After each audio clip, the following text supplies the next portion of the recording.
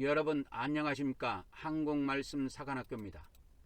우리 한국말씀 사관학교는 14만 4천 말씀 사관학교와 평신도 말씀 사관학교로 분리 운영되고 있으며 14만 4천 말씀 사관학교는 하나님의 종들을 양성하는 양육기관이며 이 양육을 받기를 원하는 하나님의 종들은 매월 순교 헌금으로 42달 동안 매월 10만원씩 그렇게 헌금을 납부하고 그렇게 말씀을 무장하실 것을 적극적으로 추천하며 평신도 말씀 사관학교 생도들은 자유롭게 말씀을 무장하시면 되겠습니다. 저는 하나님께서 이 마지막 때 말씀의 나트로 사용하시려고 창세전부터 예배해 놓은 자입니다. 여러분의 기도와 적극적인 참여를 부탁드립니다. 성부 하나님, 성자 하나님, 성령 하나님, 오늘도 우리 성삼위 하나님께서 이 말씀을 듣는 모든 자들에게 우리 하나님의 은총과 우리 성자 하나님의 은혜와 또 성령 하나님의 은사를 풍성하게 부어주셔서 오늘도 들려지는 이 말씀이 온전히 심겨지게 하시고 30배, 60배, 100배의 결실을 거둘 수 있도록 복을 베풀어 주시옵소서. 우리 주 예수 그리스도 이름으로 기도 올려옵나이다. 아멘, 아멘, 아멘. 오늘은 사간생도 말씀무장 제69회가 되겠습니다. 69회가 되겠습니다. 저는 하나님께서 이 마지막 때 말씀의 나트로 사용하시려고 창세전부터 예배해 놓은 자입니다. 마음이 온유한 자는 더 많은 진리를 받아 믿음과 행위로 구원받아 천국에 들어가지만 마음이 강팍한 자는 더 이상의 진리를 받지 못하고 믿음으로만 구원받는다는 거짓교리에 빠져 그는 지옥에 던져지게 될 것입니다. 우리 기독교의 실수가 뭐냐? 구원받는 것과 천국 들어가는 것을 동시에 봤다는 겁니다. 구원받는 것과 천국 들어가는 건 별개예요. 그 비밀을 반드시 아셔야 됩니다. 제가 증언하는 말씀을 통하여 이 믿음으로 구원받는다는 것하고 천국에 들어간다는 의미가 달라요. 성경에. 그래서 천국에 들어가는 비밀을 알려주는 것이 공감복음이요, 믿음으로 구원받는 것을 알려주는 예수님의 말씀이 요한복음입니다. 그래서 요한복음은 믿음으로 구원받는 비밀을 알려줘요. 그러나 공감복음은 이렇게 믿음으로 구원받은 사람들이 천국에 들어가는 비밀을 알려주는 것이 공감복음입니다. 그래서 믿음으로 구원받았다 할지라도 천국에 못 들어가고 지옥에 들어간 사람들이 많아요. 그러면 영원히 지옥에서 못 나옵니까? 그거는 아니라고 제가 매 시간마다 알려주고 있지요. 마지막 날이 다 나옵니다. 지옥에서. 저의 연락처는 리키777입니다. 카톡 아이디 리키777입니다. 오늘은 하나님의 그 두 가지 성품, 은혜의 성품이 있고 공의의 성품이 있는데 은혜의 성품하고 공의의 성품을 좀 세밀하게 살펴보려고 합니다. 그래서 은혜의 성품은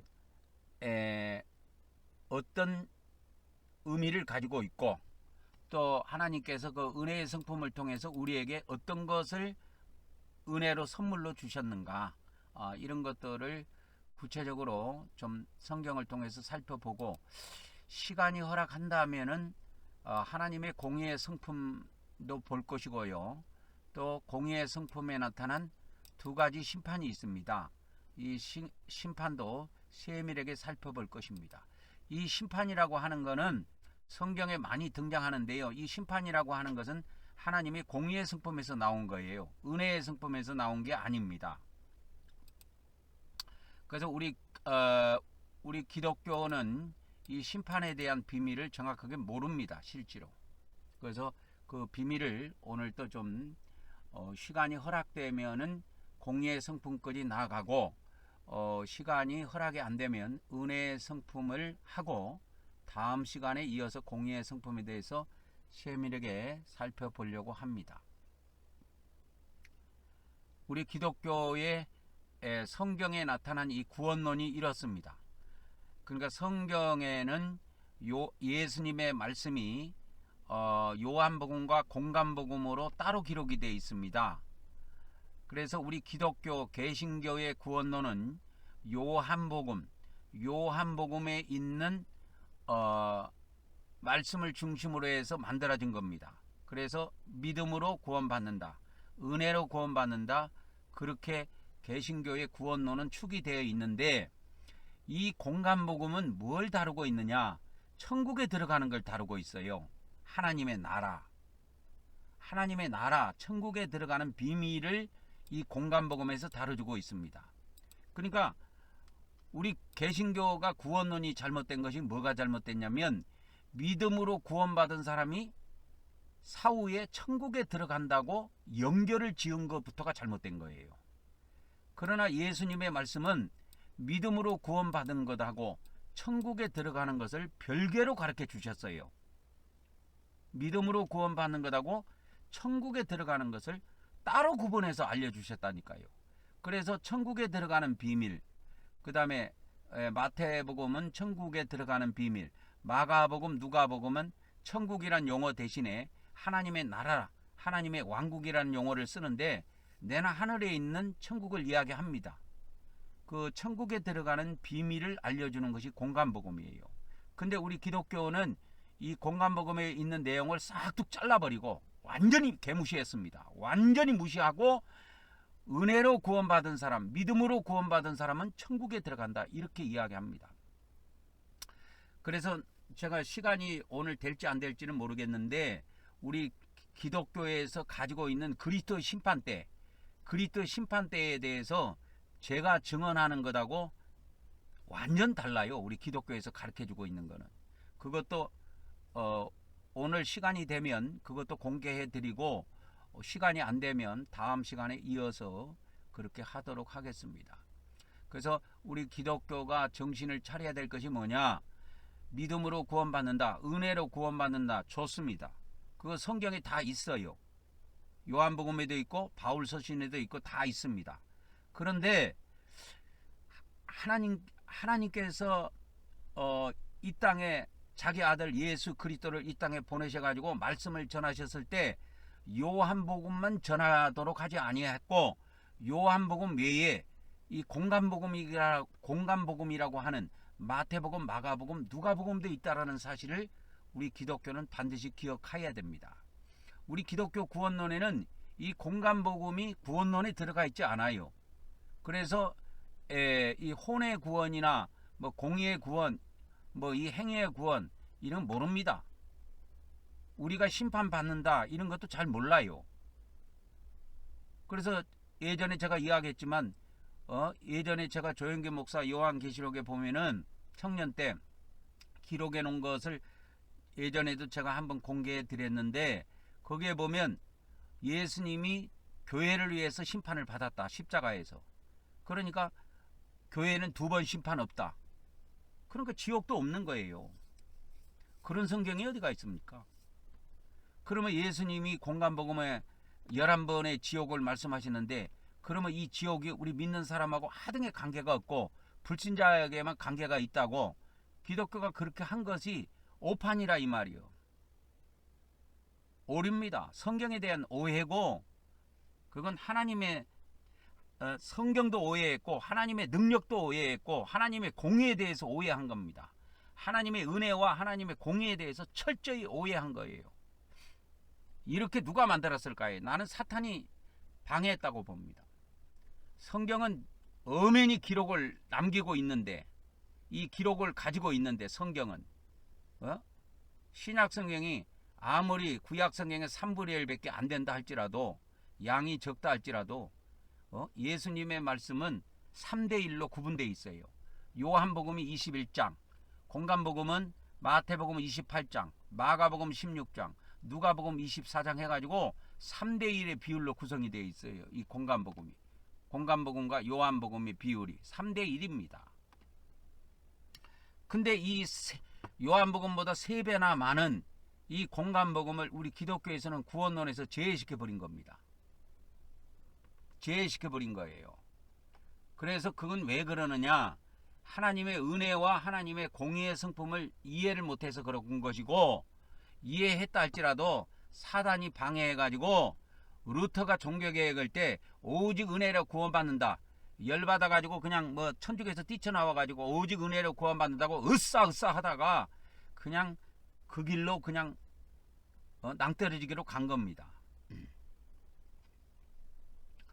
그래서 먼저 하나님의 은혜에 대해서 우리가 한번 살펴보도록 하겠습니다. 하나님의 은혜가 뭐냐? 하나님은 사랑의 성품도 가지고 있고 공의의 성품도 가지고 있어요. 이 두 가지 성품을 다 가지고 있습니다. 다 가지고 있어요. 하나만 가지고 있는 게 아니에요.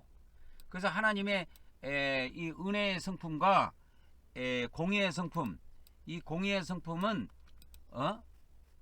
우리가 모순된다고 생각하죠. 어떻게 볼 때는. 근데 모순된 것이 아니에요.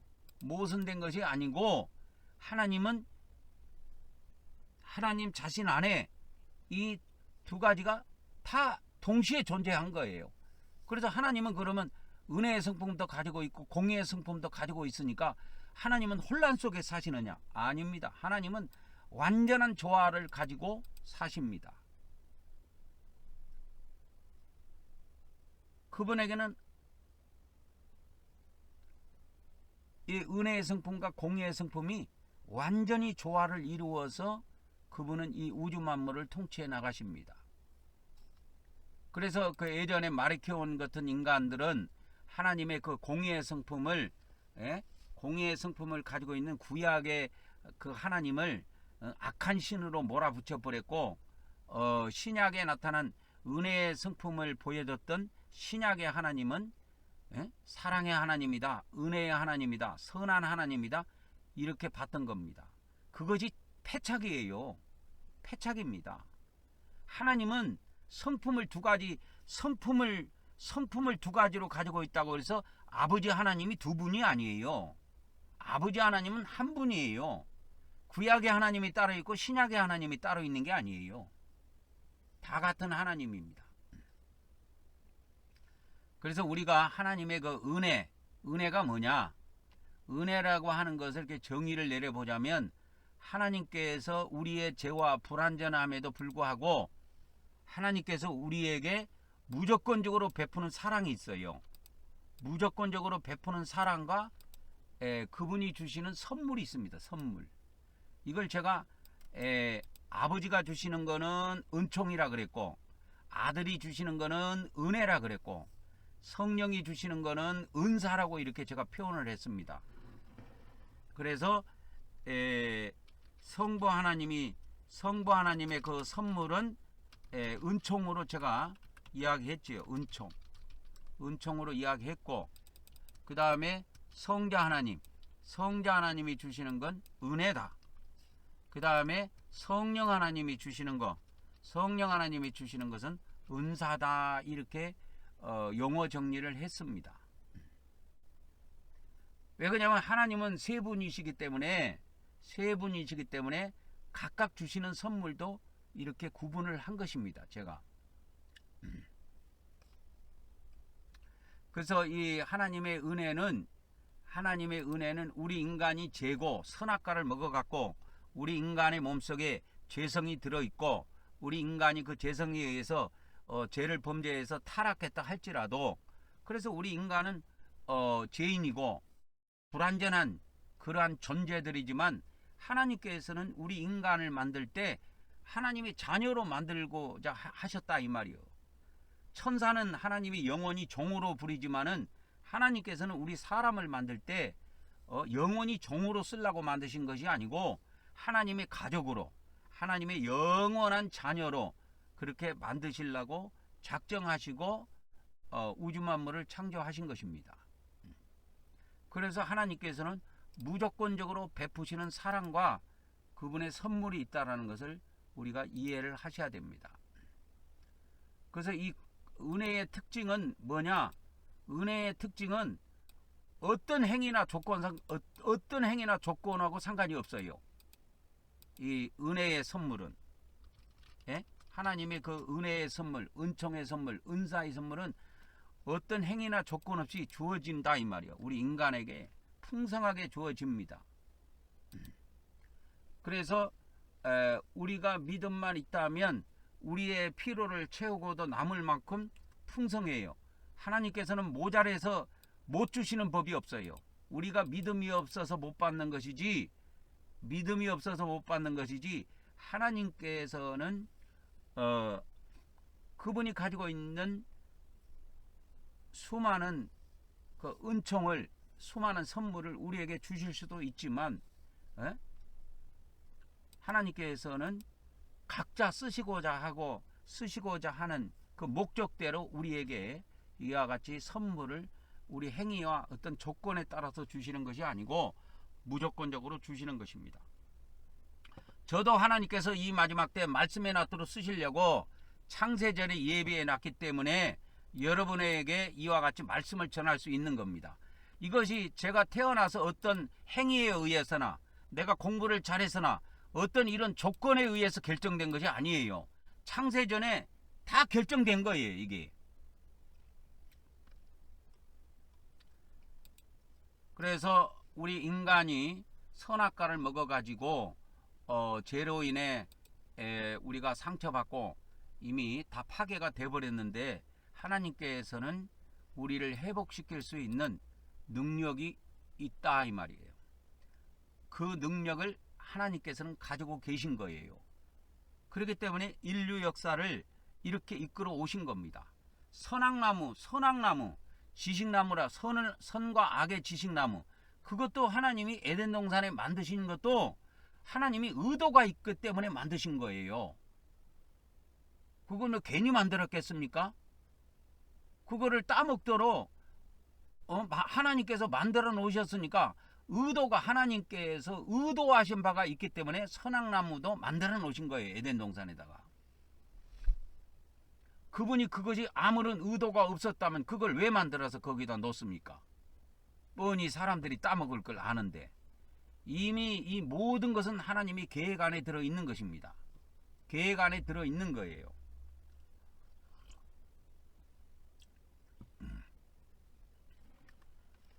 그래서 이 선과 악의 지식나무라 그랬지요.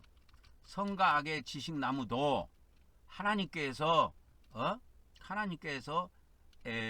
창조하셔가지고 에덴 동산에 이렇게 창조하셨다 이거요. 에덴 동산에다가 이 선과 악의 지식나무도 하나님께서 다 만들어 놓으신 거예요. 이 선과 악의 지식나무도. 생명나무만 에덴 동산에다 두신 것이 아닙니다. 하나님께서는 에덴 동산에다가 선과 악의 지식나무도 두셨다 이거예요. 그러니까 선과 악의 지식나무 때문에 우리 인간에게 이와 같이 이 열매를 먹음으로 파급 효과가 왔는데, 그래서 제가 선악과를 먹은 후유증이 지금도 나타난다 그랬죠. 선악나무의 지식의 그 선악나무, 선과 악의 지식나무의 열매, 그것이 뭐냐? 선악과다 이게, 선악과. 그래서 선악과를 먹은 후에 우리 인간에게 나타난 후유증들이 있어요. 나타난 결과, 나타난 후과, 좋습니다. 선악과를 먹은 후에 우리 인간에게 나타난 어떤 그 결과, 후에 나타나는 어떤 결과, 후과가 있다 이 말이요. 그래서 우리 인간이 선악과를 먹었을 때 그때 당장 꼴깍 죽은 게 아니에요. 먹으면 죽으리라 했는데 죽은 게 아니에요. 먹고 그날 죽은 것이 아니라니까. 죽지 않았어요, 우리 인간은. 아담이 930년을 삽니다. 아담이 930세까지 살아요. 그걸 선악과를 먹고도. 근데 우리는 선악과를 먹지도 않았는데 930년은 그냥 93살도 못 살아요, 우리 인간은 지금. 그래서 우리 인간이 그 아담과 하와의 후손들이 이와 같이 선악과를 먹고 점점 세월이 흘러가면서 지구 환경이 오염되고 모든 식재료들이 오염되고 인간의 제약이 더 강력해지고 이렇게 됨으로 인해서 우리 인간들의 수명이 에덴 동산 선악과를 먹고도 930년을 살았는데도 불구하고 지금은 93살도 못 살아요. 남자들 같은 경우에 93살 사는 경우가 드뭅니다. 여자들도 흔치가 않아요. 제 주위에서 저는 93살 이상 돼갖고 산 사람은 그렇게 많이 못 봤어요. 우리 장모님이 97세, 우리 장모님이 제 아내의 어머니 되시는 우리 장모님이 97세에 돌아가시기는 했지만 그 외에 어른들을 보면은 90살 넘은 사람도 우리 집안이든 외가든 90살 넘은 사람을 나는 못 봤어요.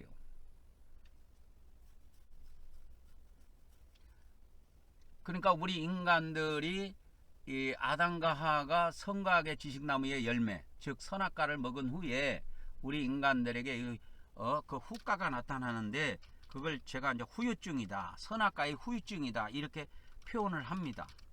선악과의 후유증이 지금도 나타나요.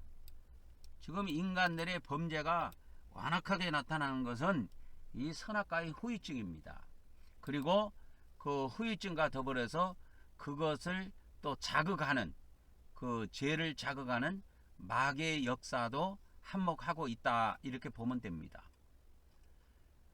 그래서 우리 하나님께서는 이와 같이 우리 인간이 선악과를 먹어가지고 엄청난 후유증을 갖고 부딪히게 우리 인간이 이 후유증 때문에 부딪히고 살고 있는데도 불구하고 우리 하나님께서는 우리 인간을 하나님의 자녀로 자녀 수준까지 완벽하게 회복할 수 있는 능력을 가지고 계신다 이 말이요. 그러니까 하나님께서 그렇게 자신만만하시기 때문에 선악나무를 에덴 동산에 만드신 거예요. 이걸 회복시킬 수 있는 능력이 안 되는데도 불구하고 선악나무를 에덴 동산에다가 만들었다. 그러면 하나님께서 창조한 우리 인간들을 아주 그냥 고의적으로 죽이려고 그렇게 하신 것밖에 안 되는 거예요. 근데 하나님께서는 우리가 선악나무를 먹어도 우리 인간들이 선악나무를 먹는다 할지라도 그 후유증에 아무리 인간들이 그 후유증으로 선악과를 먹은 후유증으로 인하여 타락한다 할지라도 이 사람을 회복시킬 수 있는 능력을 가지고 있는 하나님 자신을 아시기 때문에 하나님께서는 당당하게 이 에덴 동산이다 선과 악의 지식나무를 만들어 놓으신 겁니다. 생명나무도 만들어 놓으셨고 지식나무도 그래서 하나님께서 당당하게 만들어 놓으신 거예요. 그래서 우리는 이 선악나무를 통해서 이 선악나무를 통해서 우리 인간은 뭘 알 수 있냐? 선과 악을 대조적으로 알 수가 있는 거예요. 대조해서 알 수 있다 이거예요. 선과 악을. 그 전에는 선과 악을 우리가 이건 선이다, 이건 악이다 알 수 있는 길이 없어요. 반드시 우리 인간은 선악이라고 하는 이거는 좋고 이거는 나쁘다라는 것을 어떻게 알 수 있냐? 하나님이 알려주시는 것도 아니고 오직 선악과를 통해서 이걸 알 수 있도록 하신 겁니다. 선악나무를 통해서 알 수 있도록 하셨다는 겁니다. 그래서 우리 모든 인간들은 저거는 좋은 거, 저거는 나쁜 거, 이거는 선한 거, 이거는 악한 거, 우리 인간의 양심은 우리 본성적으로 그걸 다 알아요. 누구로부터 이걸 배워서 아는 것이 아니고 본능적으로 이걸 다 압니다.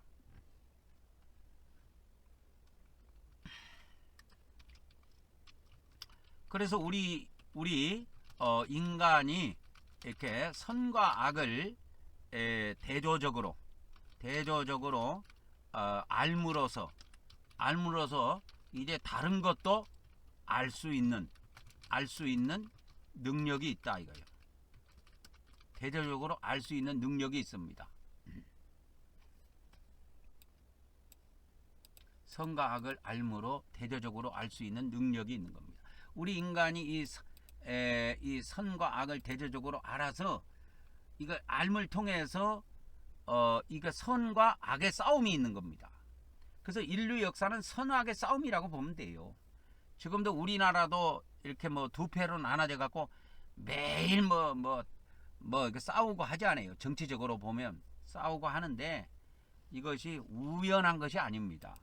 이게 선악과의 후유증이에요. 우리 인간이 만일에 선악나무에 선악과를 먹지 않았으면 이런 일은 영원히 오지 않습니다. 우리 인간에게. 그래서 우리 하나님께서는 우리 인간이 선악과를 먹어도 이거에 대한 후유증으로 인해서 뭐 죽는다 할지라도 죽은 사람도 부활시켜서 살려낼 수 있는 우리 인간을 회복시킬 수 있는 능력을 가지고 계시기 때문에 우리 하나님께서는 당당하게 에덴 동산에다가 선악나무를 만들어 놓으셨다라는 것을 아셔야 됩니다. 그래서 우리 또 하나님께서는 하나님의 은혜의 성품에 뭐가 있냐면 우리 인간에게 새로운 생명을 주시는 성품이 있어요. 새로운 생명. 이건 이제 새 생명이라고 하는데 여러분 우리가 이걸 알아야 됩니다. 창조된 인간에게는 인간의 생명만 있을 뿐이지 하나님의 생명은 없었습니다. 창조된 인간, 그러니까 하나님께서 아담과 하와를 창조하셨는데 이 창조된 인간에게는 인간의 생명만 있을 뿐이지 하나님의 생명은 존재하지 않았어요. 그런데 이제 예수 그리스도를 믿는 자들에게는 이제 하나님의 생명을 주신다 이 말이에요. 하나님의 생명을 허락하신다 이 말이에요. 하나님의 생명을. 그래서 요한복음 3장 16절에 이렇게 보면은 요한복음 3장 16절에 이렇게 보면은 하나님이 세상을 이처럼 사랑하사 독생하신 아들 독생자를 주셨으니 이는 그를 믿는 자마다 멸망하지 않고 영원한 생명, 이 영원한 생명을 주신다 이 말이에요. 우리 인간 하나님께서 창조한 우리 인간에게는 원래 영원한 생명이 존재하지 않았어요. 영원한 생명이 없었습니다. 창조된 아담에게. 그래서 뭐 죄를 안 지면 뭐 영원히 살 수 있는 것처럼 이야기하는 사람들도 있던데 우리 인간에게는 원래 사람의 생명만 가지고 있는 것이지 하나님의 생명을 갖고 있는 게 아니에요. 하나님의 형상과 모양대로만 창조됐을 뿐이지 하나님의 생명 자체를 가지고 있는 것은 아니었다고. 그런데 예수 그리스도를 믿는 자들에게는 하나님의 생명인 이 하나님의 생명이 영원한 생명이에요. 하나님의 생명, 이 생명이 영원한 생명인데 이걸 주신다 이 말이에요. 그래서 하나님께서는 영원한 생명을 주시기 위해서 창조된 인간에게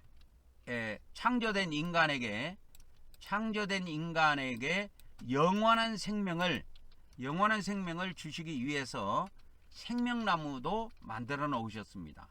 생명나무도 에덴 동산에 창조해 두셨다 이거예요. 그래서 이 생명나무도 중요합니다. 창조된 인간, 그러니까 아담과 하와에게 영원한 생명을 주시기 위해서 생명나무도 만들어 놓으셨어요. 그러니까 아담과 하와가 죄를 짓든 안 짓든 그거하고 상관없이 우리 인간에게는 영원한 생명이 태초에 없었어요. 처음부터 없었어요. 영원히 사는 생명이 아니에요.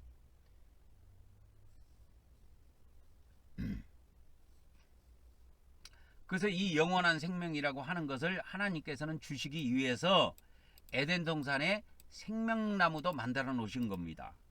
그런데 인간이 이 생명나무를 먼저 취해서 먹었다라면 우리 인간이 그 상태 그대로 영생을 해버립니다. 그러니까 독생자 아들을 십자가에 내주지 않고도 우리 인간이 영원히 살 수 있는 길이 있었어요. 창조된 우리 인간에게 영원한 생명을 주시기 위해서 에덴 동산에다가 생명나무도 만들어 놓으셨다 이 말이요. 그래서 그 창세기에 보면은 이 에덴 동산 이야기, 에덴 동산의 그 생명나무 이야기가 나오는데 생명나무 이야기가 나옵니다. 생명나무 창세기 그 3장에 보면 나와요. 그래서 생명나무 열매는 어떤 역할을 하고 어떤 기능을 갖고 있냐면 이 생명나무 열매를 먹어버리면 영생해요. 생명나무 열매도 따먹고 영생할까 싶어가지고 하나님께서 이 길을 막아버린 겁니다. 그러니까 생명나무를 먼저 먹을 수도 있었어요, 우리 인간이. 그런데 짐승한테 속아가지고 선악나무를 먼저 먹어버린 거죠. 선악과를 먼저 먹어버린 겁니다. 이게 생명과를 먼저 먹었어야 되는데, 그러니까 이 우리 인간이 생명과를 먼저 먹었으면 그 상태로 영생합니다. 그 상태로 영생해요. 그러면 예수님이 이 땅에 안 오셔도 돼요. 안 오셔도 돼요. 그 상태 그대로 우리 인간이 그렇게 영생을 하기 때문에 하나님께서 자기 아들을 이 땅에 사람으로 보내셔가지고 십자가에 죽이실 일도 없고 뭐 제물을 드릴 일도 없고 그렇게 되는 겁니다. 근데 우리 인간이 이 편한 길을 가지 않고 험한 길을 먼저 택해버린 겁니다. 그러면 험한 길을 택하도록 누가 유도했느냐? 짐승이 그렇게 유도한 겁니다. 들짐승, 뱀이라고 하는 들짐승 중에 가장 강교한 자가 그렇게 한 겁니다. 왜 그렇게 했겠습니까? 사단이 여기에 가입을 한 겁니다. 인간이 편한 길을 못 가도록 고난의 길을 가도록 유도를 한 거지요. 유도를 한 겁니다.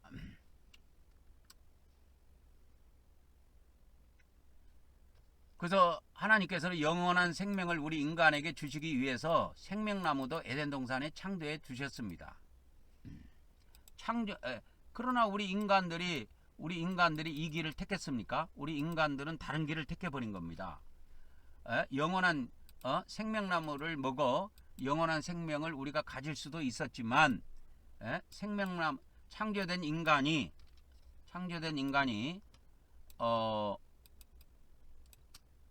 생명나무의 과일을 먼저 먹어서 우리 인간이 영원한 생명을 가지고 살 수도 있었습니다. 이게 가정이지요. 살 수도 있었습니다. 영원한 생명을 가지고 살 수도 있었지만 우리 인간은 선악과를 먼저 선택함으로 이제 사망의 길을 걸어가게 된 것이다 이거예요. 사망의 길을 우리 인간이 걸어가게 된 것입니다. 그래서 우리 하나님께서는 우리에게 이와 같이 새 생명을 줘요. 생명. 그래서 하나님께서는 이 선악과를 먹은 이후에 그 상태로 저주받은 상태로 선악과를 먹은 후에 생명과를 먹지 못하도록 그 길을 차단했습니다. 차단했다 이 말이에요. 하나님께서 선악과를 먹은 후에 생명과를 먹지 못하도록 그 길을 차단했습니다. 그 이유는 뭐냐면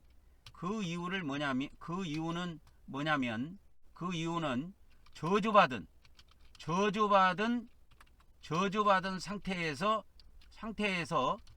영원히 사는 길을 막으신 겁니다. 영원히 저주받은 상태에서 우리 인간이 사는 길을 막으신 거예요. 그래서 나중에 아들 예수님을 통해서 영원한 생명을 주실 것을 하나님은 이미 계획하셨기 때문에 나중에 아들 예수님을 통해 영원한 생명을 주실 것을 계획하셨기에 그 길을 막은 겁니다. 생명나무의 길을 막으셨다 이거요. 그래서 이 신약에 오면 예수님께서 내가 곧 길이요 진리요 생명이다.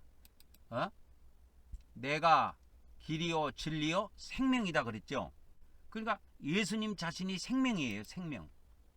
생명, 영원한 생명입니다. 마치 생명나무와 똑같아요. 생명나무와 똑같습니다.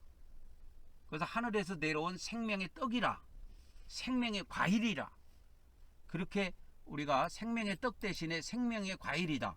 그러니까 생명나무에 달려있는 마치 먹을 수 있는 과일과 같은 겁니다.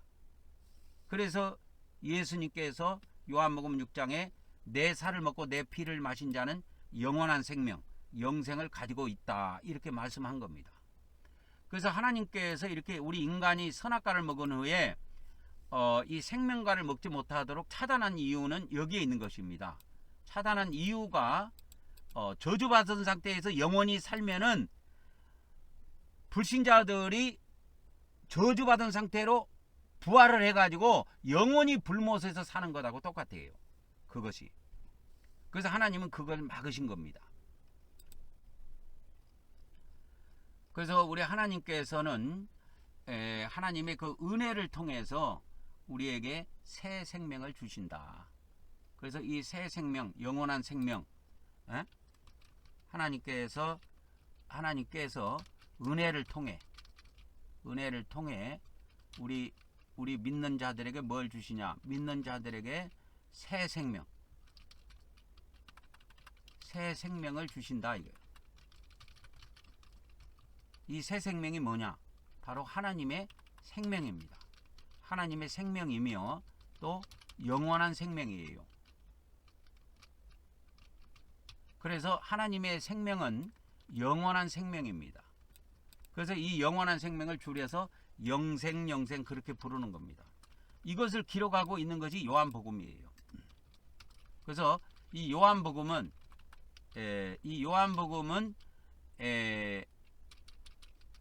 예수님을 믿는 자들에게 영생을 주신다는 언약입니다. 언약. 요한복음은 예수님을 믿는 자들에게 영생을 주시겠다고 하는 언약이에요. 언약.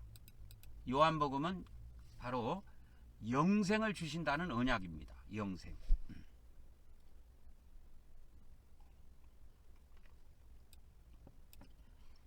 그래서 예수님이 마치 그 에덴 동산에 있는 생명나무와 같은 역할을 하는 겁니다. 그래서 그 생명나무의 길을 차단하고 막으신 거예요. 그래서 이 은혜로 성경에서 구원해주는 성경 구절을 몇 가지를 한번 살펴보도록 하겠습니다. 에베소서 2장 8절에 보면 너희는 은혜에 의하여 믿음으로 말미암아 구원을 받았나니 이것은 너희에게서 난 것이 아니요 하나님의 선물이다. 하나님의 선물이라 그랬죠. 선물. 하나님의 선물입니다. 선물. 그래서 이 선물을 헬라어로 도론이라고 합니다. 도론. 선물입니다. 선물. 하나님이 주시는 선물이에요. 그 다음에 이제 갈라디아서 3장 2절에 보면은 사도 바울이 너희라고 하는 건 갈라디아 교인들입니다. 내가 너희에게 다만 이것을 알게 하노니 너희가 성령을 모신 것이 율법의 행위로냐 듣고 믿음으로냐. 그러니까 우리가 성령을 모신 것이 받은 것 이렇게 하지 마시고 성령을 모신 것, 성령을 모시는 일이 우리가 율법을 행함으로냐 아니면 듣고 믿음으로 모신 것이냐. 듣고 믿음으로 모신 거죠. 말씀을 듣고 그 말씀을 듣고 믿음으로 성령을 모신 거예요. 그래서 우리 인간은 전적 타락이 아니고, 예, 칼빈이 이야기한 것처럼 전적 타락이 아니라 말씀을 듣고 반응할 수 있는 그 여지를 남겨두셨다 이거예요. 남겨두셨다 이거예요. 그래서 하나님께서는 구약에 보면 구루터기 사상이 있어요. 이스라엘 백성들을 아주 그냥 심판해 갖고 하나님께서 멸망을 시키더라도 그 나머지는 구원받게 하는 그래서 이걸 구루터기라고 하는데, 나무로 비우자면 구루터기예요. 그래서 구루터기에서 새싹이 나오도록, 나무가 썩어가지고 완전히 자빠져가지고 나무가 썩어서 없어지더라도 그 나무 밑둥가리에 그 구루터기라고 하는데, 그 구루터기에서 싹이 나와서 그 나무가 생명을 이어나갈 수 있도록 하신다 이 말이에요. 그래서 우리 예수님이 말씀하신 것처럼 우리 인간이 선악과를 먹었을 때 전적으로 타락한 것이 아니고, 선악과를 먹었을 때 어떻게 됐다고 그랬어요? 우리 마음이 두 쪽 났다 그랬죠. 두 쪽 났다 있어요. 두 쪽을 난 겁니다. 났으니 선한 마음과 악한 마음으로 둘로 갈라졌습니다. 그러니까 이 선한 마음이라는 것이 있기 때문에 이 하나님의 말씀을 듣고 그 믿음으로 성령을 모셔드리게 하셨다 이 말이에요. 그래서 우리 인간이 악한 마음에 있는 게 아니에요. 그래서 갈라디아서 이제 그 은혜로 구원받는 거, 또 성령님을 그러면 우리가 어떻게 모셔드리냐. 성령의 약속, 이 성령의 약속을 행위로 우리가 받게 되느냐 아니면 믿음으로 받게 되느냐 했을 때, 갈라디아서 3장 14절에 보면 그리스도 예수 안에서 아브라함의 복이 모든 이방인들에게 미치게 하고, 또 우리로 하여금 믿음으로 말미암아 성령의 약속을 받게 하려 하심이라. 그래서 성령의 믿음을 통해서 성령의 약속을 받도록 하셨다 이 말이야. 그래서 아브라함의 복이 모든 사람들에게 미치게 한 것입니다. 그리고 바울 서신 하나 더 보자면 데살로니가 후서 2장 13절에 보면, 주께서 사랑하시는 형제들아, 우리가 항상 너희의 가난에 마땅히 하나님께 감사할 것은 하나님이 처음부터 너희를 택하사 성령에 거룩하게 하심과 진리를 믿음으로 구원받게 하심이니. 그래서 진리를 믿음으로 구원받게 하신 거예요. 이것이 영의 구원입니다. 그래서 믿음으로 받는 구원이 바로 영의 구원이다. 영의 구원입니다. 그래서 성령을 통해서 우리 영이 거듭난다 이거예요. 그래서 우리 인간이 이제 하나님의 영이 우리 안에 들어와 있으므로 우리가 이제 그 접붙임이 되는 겁니다. 하나님과 우리 영이 하나가 돼가지고, 우리가 하나님의 생명을 갖게 된 거예요. 하나님의 생명을 갖게 된 겁니다. 이게 엄청나게 중요한 거예요, 여러분. 그래서 하나님의 성령이 우리 영 안에 거하심으로 우리 인간에게 하나님의 생명이 들어왔다 이거예요. 하나님의 생명이 들어온 겁니다. 하나님의 성령, 우리가 성령 하나님이라고 부르는 이 하나님의 성령은 하나님의 생명이에요. 하나님의 생명. 그러니까 하나님과 똑같은 생명을 갖고 계신 분이에요. 근데 그 하나님의 성령이 우리 영 안에 들어오셔가지고 이제 영과 영이 이제 하나됨으로 이제 우리가 하나님의 생명에 접붙임을 받은 겁니다. 그래서 저번에도 말씀을 드렸지만 그 구약에 이스라엘 백성들이 이제 그 출애굽하기 전날 유월절 사건을 통해서 하나님의 은혜로 구원받는 사건이 있다 그랬지요. 이것이 바로 구약의 은혜의 사건의 대표적인 사건입니다.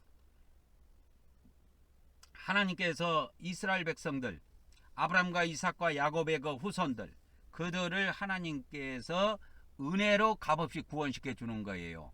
이것이 유월절 사건입니다. 그래서 이 유월절에는 하나님의 엄청난 이 은혜가 담겨 있다라는 것을 아셔야 됩니다. 유월절을 통해 이스라엘 백성들을 구원하신 하나님, 이스라엘 백성들이 애굽에서 400년 동안 종살이 하던 중에 하나님께서는 모세를 통해 그들을 구원하시기로 결정하십니다. 그리고 그 구원의 도구로 유월절이라는 특별한 하나님께서 날을 만드셔 가지고 그것이 나중에 이제 7대 절기 안에 들어오게 되는데요. 이 유월절이라는 특별한 날을 지정하셔 가지고 이날 이스라엘 백성과 애굽 백성을 하나님이 둘로 쪼개 버립니다. 그래서 유월절이 뭐냐? 유월절은 이스라엘 백성이 애굽에서 속박을 벗어나 자유를 얻는 것을 기념하는 절기입니다. 유월절. 유월이라는 건 유월이라고 하는 것은 넘어가다 그 뜻이에요. 넘어가다, 패스오버라고 그럽니다. 영어로는 패스오버. 그래서 넘어가다, 재앙이 넘어가는 겁니다. 그러니까 뭐가 넘어가느냐? 재앙, 죽음이 넘어가는 겁니다. 죽음이 넘어가는 거예요. 그래서 히브리어는 그 넘어가다, 그게 패삭이라고 하는데, 패삭이라는 단어에서 이게 유래한 것인데, 유월절이 죽음의 천사들이 이스라엘 집을 그냥 넘어갑니다. 그냥 이스라엘 백성들을 죽이지 않고 이스라엘 집을 건너뛰어요. 넘어가서 애굽 백성들의 집은 쳐요. 쳐서 그 장자들을 죽입니다. 그러니까 우리 인간이 봤을 때는 뭐 이스라엘 집과 애굽 백성 집이 뭐 구분이 없이 다 똑같지만 하나님의 천사들은 이스라엘 집하고 애굽의 집을 구분해서 재앙을 내리고 안 내리고 결정을 하셨다는 걸 아셔야 됩니다.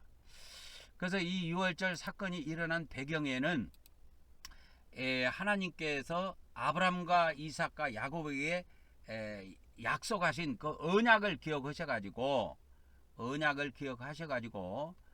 모세를 통해서, 구원자 모세를 통해서 이스라엘 백성들에게 이와 같이 구원을 약속하시고 해방을 약속합니다. 그래서 출애굽이라는 것은 육신적으로 보면 해방이고 성경적으로 보면 구원이고 그렇습니다. 그게. 그래서 이스라엘 백성들이 430년 동안 그 야곱의 후손들이 애굽에 내려간 지 430년 동안 애굽에서 살게 되는데요. 나중에 그 요셉도 죽고 그 뒤에 새로운 이제 바로 왕들이 나타나 가지고 이스라엘 백성들을 혹독하게 노예로 이렇게 다스리면서 혹독한 노예 생활의 고통을 가합니다. 그래서 그 구약에서의 구원은 육체의 구원이에요. 영원 구원 이런 것이 아니고 그냥 육체를 애굽에서 노예 생활에서 건져내는 거예요. 그것이 구약의 구원입니다. 구약의 구원은 더 이상 이 육체의 구원 외에 다른 것이 없어요. 구약의 구원은. 신약의 구원은 전혀 차원이 다르지요. 그래서 이스라엘 백성들, 아브라함의 후손들이 이제 애굽에 내려가서 430년 동안 그 기간을 다 채웠을 때 하나님께서는 모세를 보내 가지고 그들을 구원시키겠다고 이제 약속을 하셨습니다. 그래서 이제 하나님께서 애굽에 10가지 재앙을 내리지요. 피, 개, 이파, 전독, 우매, 그렇죠. 흑장미라 그랬죠. 흑장미. 그래서 이 10가지 재앙으로 이스라엘 애굽을 치십니다. 피의 재앙, 개구리 재앙, 이 재앙, 파리 재앙, 전염병 재앙, 독종 재앙, 우박 재앙, 메뚜기 재앙, 흑암 재앙, 그 다음에 장자의 죽음, 이렇게 해가지고 이 10가지 재앙으로 애굽을 하나님께서 10가지 재앙으로 치십니다. 그 10가지 재앙을 통해서 이제 마지막 이 장자의 죽음, 이 마지막 이 장자의 죽음을 통해서 장자를 죽이실 때 애굽의 집과 이스라엘 집을 구분하셔 가지고 하나님께서 재앙을 이스라엘에게는 내리지 않고 애굽에만 내린 겁니다. 그래서 하나님께서는 미리 모세를 통해서 이스라엘 백성들에게 다 이스라엘 백성들이 유월절을 준비하도록 이미 다 말씀을 주셨어요. 그래서 이스라엘 백성은 각 가정마다 흠없는 어린 양을 준비하라. 그래서 그 피를 유월절 날 문설주와 임방에 바르도록 하셨습니다. 그래서 이스라엘 백성들이 이 어린 양의 피를 갖다가 발랐지요. 그리고 바르고 난 다음에 그 집안에서 유월절 식사를 했습니다. 그 유월절 식사가 뭐냐면 그 어린 양 있죠. 아까 잡았던 어린 양. 그 어린 양을 구워서 먹어요. 고기를. 그 고기하고 또 뭐가 있냐면 무교병하고 쓴나물하고 이렇게 세 가지를 함께 먹었습니다. 이러한 내용들은 저번에 자세히 또 말씀을 드렸지요. 그리고 이제 이것이 다 끝난 다음 날 이제 6월절은 1월 14일이고 그 다음 날 1월 15일 날 이제 이스라엘 백성들이 그 애굽을 이제 떠나게 됩니다. 그래서 나암셋을 떠나 가지고 이제 이동을 하게 됩니다. 그래서 6월절의 그 의미를 한번 살펴보자면 죽음의 천사를 넘어서다. 어린 양의 피를 이와 같이 바른 집안은 죽음의 천사가 넘어갑니다. 죽음의 천사가 넘어가요. 그러니까 뭐가 넘어가냐? 죽음의 천사가 넘어갑니다. 넘어가면 장자가 안 죽지요. 장자는 모든 사람들의 대패를 말합니다. 그러니까 장자가 죽었다라는 것은 모든 사람이 죽은 것을 의미합니다. 그때 당시에는. 그래서 이와 같이 어린 양의 피로 죽음을 모면할 수 있었던 것처럼 우리도 예수 그리스도의 그 십자가의 피로 우리가 사망에서 넘어가요. 사망에서. 그래서 우리가 우리에게 심판이 하나 넘어가는 것이 있는데 그 심판이 무슨 심판이냐면 최후의 심판, 이 멸망의 심판입니다. 멸망의 심판. 이 심판이 넘어가요. 최후의 심판.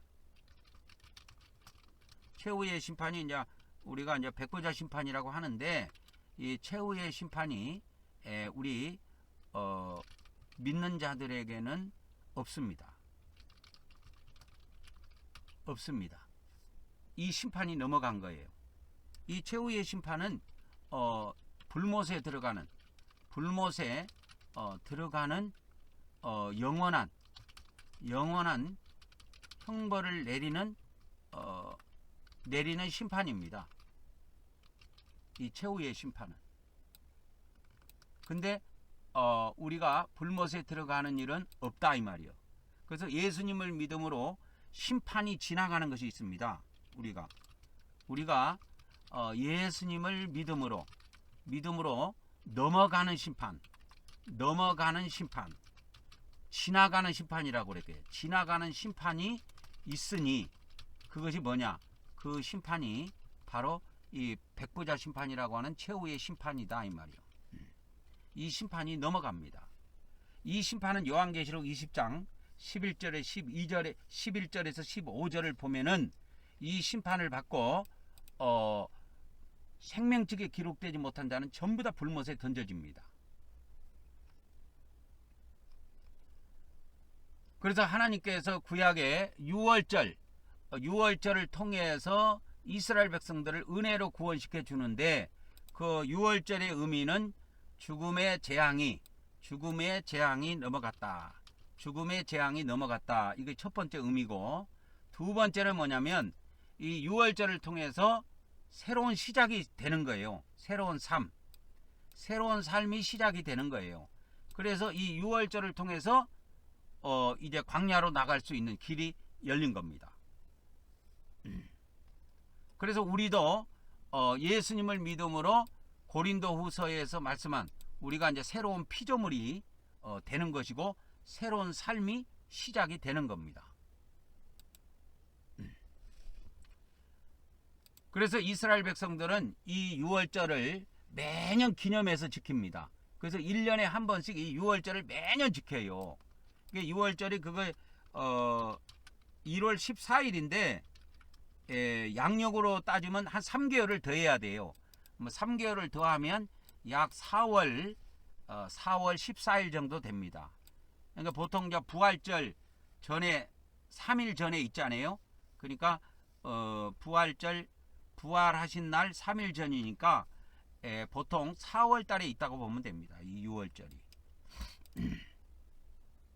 그래서 이스라엘 백성들은 매년 이 유월절을 지키면서 그 하나님의 구원의 은혜를 기억하고 감사하는 그 일을 합니다. 그래서 이 절기를 꼭 지키도록 하나님께서 그렇게 명령하셨어요. 또 그래서 이스라엘 백성들에게는 이 유월절이, 구약의 이스라엘 백성들에게는 이 유월절이 엄청난 역사적인 사건만이 아니라 이스라엘 백성으로서의 정체성, 이스라엘 백성으로서의 정체성을 형성하는데 중요한 역할을 합니다. 이 유월절이.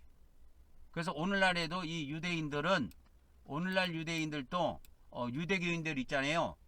그 유월절을 지키고 그렇게 하나님께 감사를 드립니다. 그러면 이 유월절이 우리 신약에 있는 우리에게는 어떤 의미냐? 그러니까 신약에는 이게 영적 유월절이라고 부르면 됩니다. 영적 유월절. 그러니까 신약 시대에는 이것이 영적 유월절이라고 붙여야 돼요. 그냥 유월절이 아니고 영적 유월절이에요. 그래서 유월절이 어린 양. 그래서 영적 유월절이 어린 양. 이게 누구냐? 그래서 예수 그리스도다. 이렇게 답이 나오는 겁니다. 그래서 구약에는 그냥 어린 양을 죽였지만 신약에는 영적 어린 양을 죽인 거예요. 그 영적 어린 양이 누구냐면 예수 그리스도예요. 그 예수 그리스도가 십자가에서 실제로 그분의 육체가 죽음을 당합니다. 그래서 예수님이 십자가의 죽음을 통해서 우리가 이제 죄에서 이스라엘 백성들이 바로에게서부터 해방된 것처럼 우리가 마귀에게서 해방되는 거예요. 마귀와 죄에서 해방이 되는 겁니다. 죄에서 해방이 되는 거예요. 그래서 해방이 돼가지고 우리 인간이 영생을 얻을 수 있는 길이 열린 겁니다. 영생을 얻을 수 있다 이 말이에요. 그래서 예수님을 믿음으로 이 영생이 우리에게 주어져요. 우리 기독교를 제외한 어떤 종교에서도 예수님을 믿지 않습니다. 예수님을 믿지 아니한 사람들은 영생은 없어요. 자, 하나님의 아들 예수님을 믿지 않는 자들에게는 영생이 없다. 영생이 없습니다.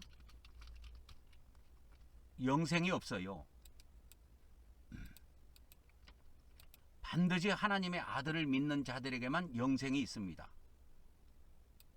그래서 요한일서 5장 11절 12절에 보면 이제 이 말씀이 잘 나타나 있습니다. 그걸 한번 보도록 하겠습니다. 요한일서 5장 11절에 보면은 증거는 또 이것이니 하나님이 우리에게 영생을 주신 것과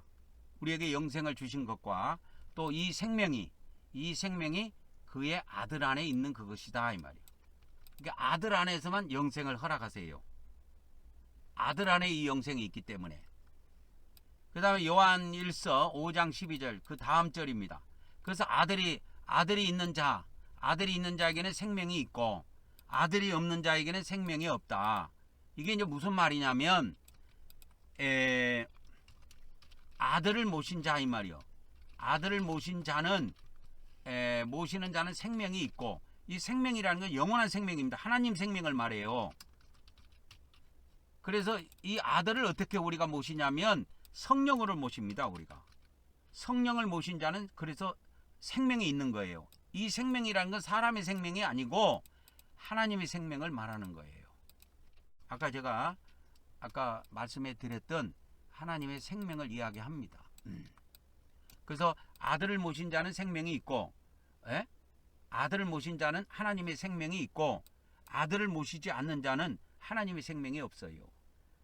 달리 말하면 성령님을 모신 자는 하나님의 생명이 있고, 성령을 모시지 않는 자는 하나님의 생명이 없습니다. 그리고 이 구약의 유월절은 새로운 시작을 이야기하는 것처럼 신약의 유월절은 뭐냐면 예수님을 믿는 날이에요. 예수님을 믿는 날을 이야기하는데, 예수님을 믿는 날, 예수님을 처음 믿는 날이 그 사람한테 영적 유월절이에요. 그래서 이 영적 유월절은 우리에게 새로운 삶을 시작하게 되고, 우리가 새로운 피조물이 되는 새로운 피조물이 돼가지고 새로운 삶을 시작하는 날이에요. 그래서 우리가 예수 그리스도를 믿음으로 이제 새로운 삶을 시작하게 되는 것입니다.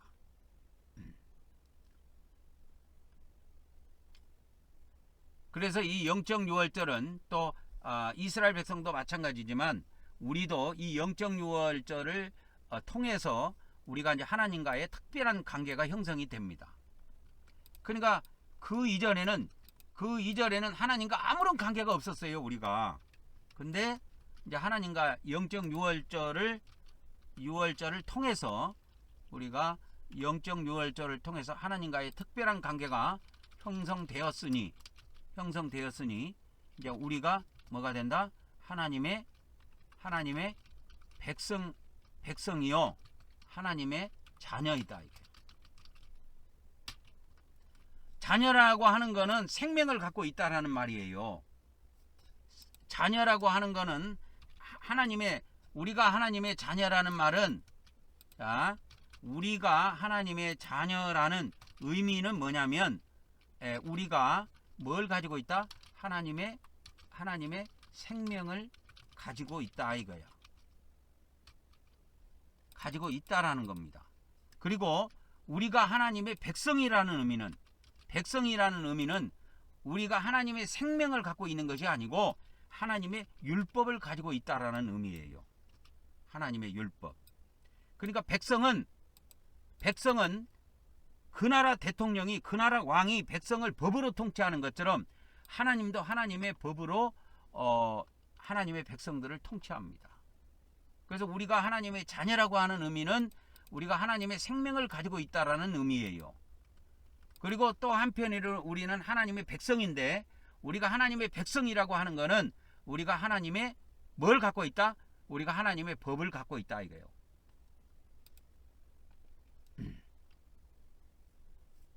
그래서 법을 갖고 있다는 의미이며, 우리는 그래서 마땅히 하나님의 뭘 지켜야 된다? 하나님의 법을 지켜야 한다 이거예요. 그러니까 지켰는지 아니 지켰는지 이거를 물어보는 겁니다. 그래서 요한 공간복음은 이와 같은 겁니다. 공간복음은 하나님의 율법을 하나님의 백성으로서, 공간복음은 우리가 하나님의 백성으로서 하나님의 율법을 지켰는지 아니 지켰는지 그것을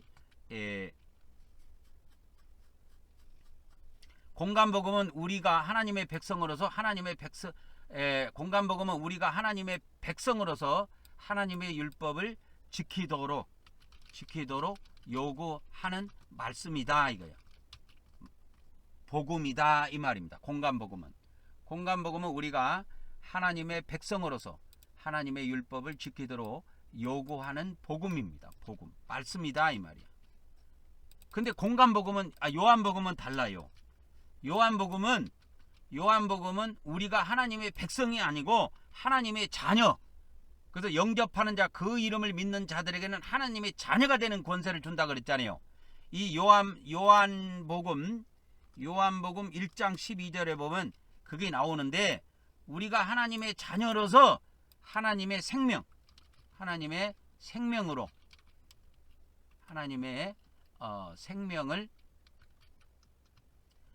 생명을 가지도록 요구한다 이 말이에요. 요구하는 말씀입니다. 말씀. 요한복음은. 그러니까 요한복음은 우리가 하나님의 자녀 되는 걸 다루는 복음이고, 공간복음은 또 달라요. 공간복음은 우리가 하나님의 백성으로서 율법을 지키도록 요구하는 복음입니다. 요한복음은 우리가 하나님의 자녀로서 하나님의 생명을 가지도록 요구하는 말씀입니다.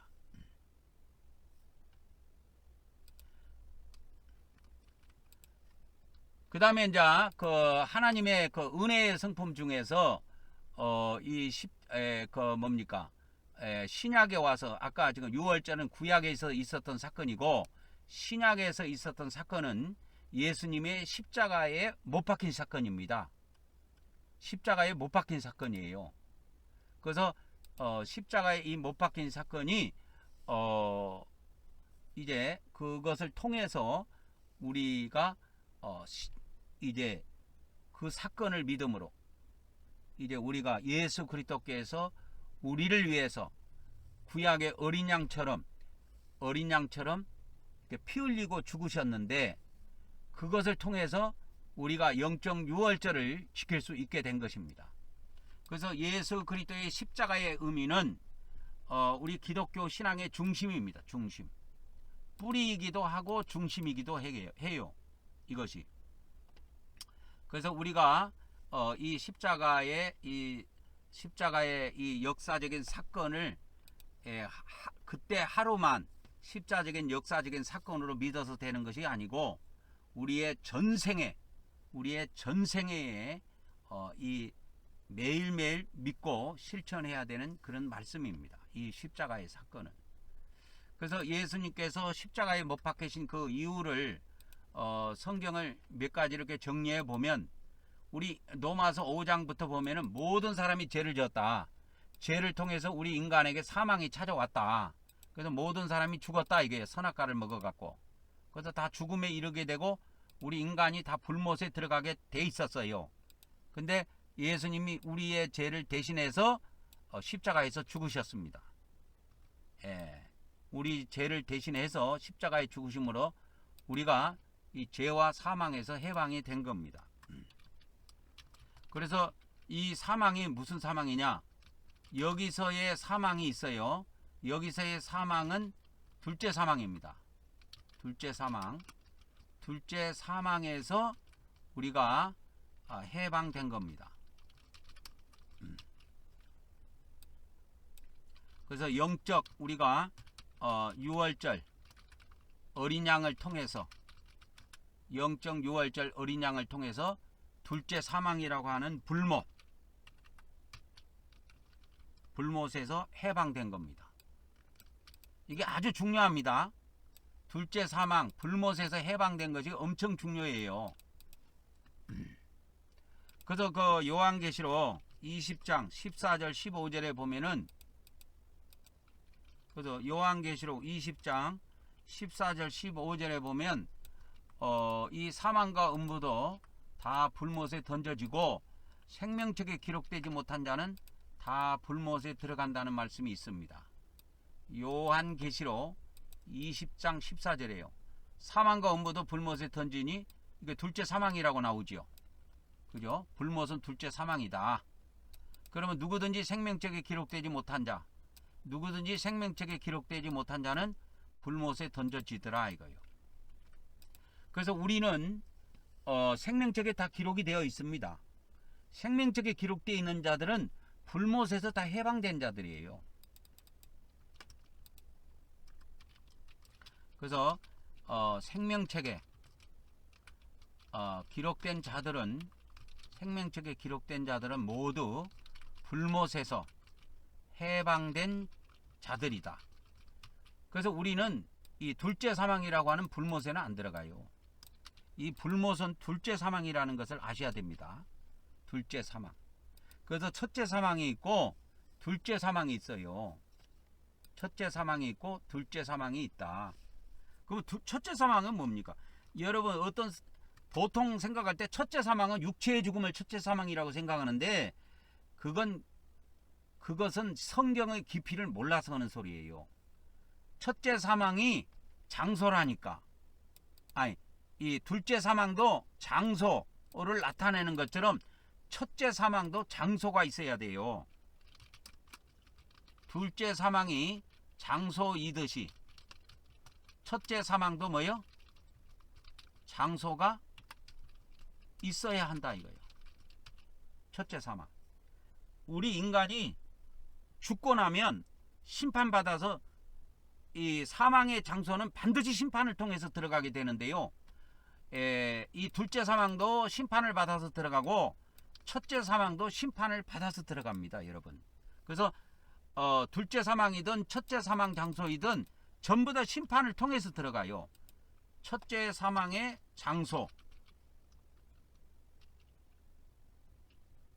장소이든 그 다음에 둘째 사망의 장소이든 첫째 사망의 장소이든 둘째 사망의 장소이든 이 사망의 장소는 반드시 심판을 통해서 들어간다. 심판을 통해서 들어간다는 걸 아셔야 됩니다. 첫째 사망의 장소, 둘째 사망의 장소는 불못이라고 나왔지요. 불못. 그러면 첫째 사망의 장소는 어딜까요? 이게 지옥이에요. 이 성령님의 제가 가르침을 통해서 예전에 알게 됐는데요. 이 첫째 사망의 장소, 우리 기독교에서는 이런 해석이 없어요. 어느 신학, 어디에서도 알려주지 못한 비밀입니다. 이거는. 그래서 둘째 사망이라고 요한계시록에 나오는데 둘째 사망은 그냥 두 번째 죽음 이런 걸 말하는 게 아니고 두 번째 들어가는 사망의 장소예요. 이것이 뭐냐? 이것이 불못이다 이 말이요. 그러면 우리 인간이 죽어서 첫째 사망에 들어가는 장소가 있는데 그것이 어디냐? 그게 지옥이다 그 말이에요. 지옥입니다. 그래서 첫째 사망 장소가 있고 둘째 사망 장소가 있는데 첫째 사망 장소는 지옥이고 둘째 사망 장소는 불못이다 이 말이요. 그래서 여기에서 우리가 알아야 될 것이 있습니다. 첫째 사망 장소는 우리 하나님의 백성들이 들어가는 곳입니다. 둘째 사망의 장소는 이제 첫째 사망은 했지요. 그러면 이제 둘째 사망에 대해서 이제 여기다 해줄게요. 둘째 사망의 장소는 마귀의 백성들이 들어가는 곳이다 이거예요. 그래서 첫째 사망 장소가 있고 둘째 사망 장소가 있다. 봐보세요. 우리가 예수님이 십자가에서 피 흘리셔가지고 담당한 것이 뭐냐? 이거예요. 둘째 사망에는 안 들어가는 거예요. 이걸 아셔야 됩니다. 자, 영적 어린 양의 죽음을 통해서 6월절 날 넘어간 재앙이 뭐냐? 넘어간 재앙이 둘째 사망이다 이거예요.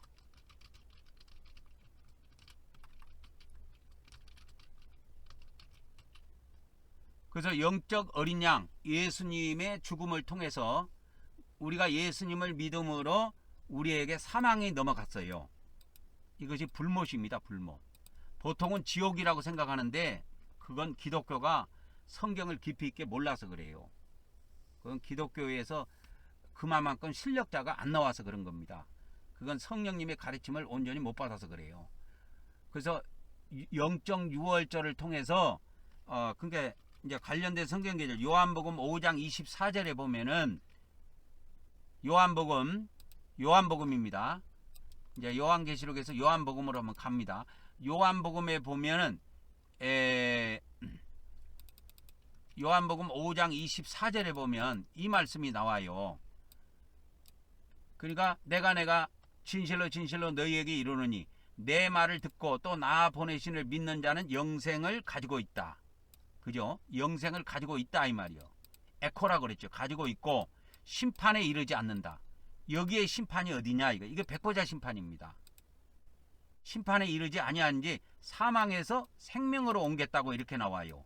사망에서 생명으로 옮겼다. 이 사망이 뭐냐? 이 사망이 둘째 사망이라니까. 이 사망이 둘째 사망이에요. 둘째 사망에서 둘째 생명으로 옮긴 거예요. 둘째 생명. 이게 둘째 생명입니다. 둘째 생명으로 옮겨간 거예요. 둘째 생명입니다. 그래서 둘째에서 둘째로 넘어간 거예요. 첫째에서 첫째로 넘어간 것이 아니고. 그래서 우리가 예수님을 믿음으로 영적 유월절인 어린 양의 십자가의 죽음을 통해서 우리에게서 넘어간 사망이 둘째 사망입니다. 그럼 둘째 사망이 뭡니까? 그게 불못이야. 그러니까 예수님을 믿고 이 영이 구원받은 사람은 불못에는 안 들어가요. 불못에는 안 들어갑니다. 불못에는 안 들어갑니다.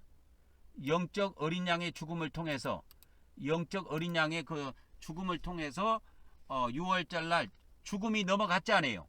애굽에 보면은 죽음이 넘어가서 6월절이 됐잖아요. 그 죽음이 무슨 죽음이냐? 우리 신약 성경에 오면 둘째 사망이 넘어간 거예요. 그래서 예수님을 믿는 사람은 둘째 사망, 불못에는 안 넘어갑니다. 그래서 천국의 씨들은 둘째 사망인 불못에는 절대적으로 안 들어가지만 첫째 사망인 지옥에는 들어갈 수 있다. 이걸 아셔야 됩니다. 이거는 우리 기독교의 가르침이 아니에요. 이 마지막 때 말씀해 놨도록 쓰시려고 창세전에 하나님께서 저를 예비해 놨다가 이제 성령님께서 30년 동안 저를 이끌어 오시고 말씀을 가르쳐 주시고 하셨는데 그 가르침을 여러분들에게 전해 드리는 거예요. 천국의 씨들은 둘째 사망에는 절대 안 들어갑니다. 그러나 첫째 사망인 지옥에는 들어가요. 이걸 아셔야 돼요. 첫째 사망인 지옥에는 들어가야 돼. 우리 기독교는 전 세계 어느 신학계도 지옥과 불못이 어떻게 다른지 설명해 주는 데는 단 한 군데도 없습니다. 그거는 참고로 여러분이 아셔야 돼요. 전 세계 어느 기독교 신학에서도 지옥과 불못이 어떤 차이가 있는지 가르쳐 주는 데는 없다. 가르쳐 주는 데가 없다 이거예요. 전 세계 어느 신학교에도 지옥과 불못이 어떤 차이가 있습니까? 여러분이 신앙생활을 기독교 안에서 50년, 60년, 70년을 했다 할지라도 이거는 못 들어봤을 겁니다. 지옥과 불못이 어떤 차이가 있는지. 그걸 가르쳐 주는 사람이 없어요. 왜? 그걸 신학에서 못 가르쳐 주기 때문에 그런 거예요. 우리 기독교는 불못과 지옥을 절대 구분하지 않습니다. 근데 저는 성령님의 가르침을 통하여 이 첫째 사망과 둘째 사망이 얼마나 차이가 있다는 것을 알고 있어요. 그래서 요한계시록에 둘째 사망이 나옵니다. 성경에는 첫째 사망이라는 말이 없어요. 그러면 첫째 사망이라는 걸 어떻게 알았느냐?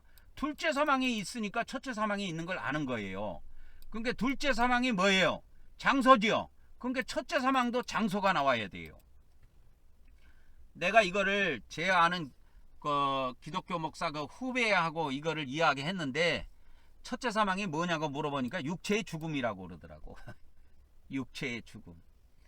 제가 미리 알고 그렇게 질문해 본 거예요. 왜?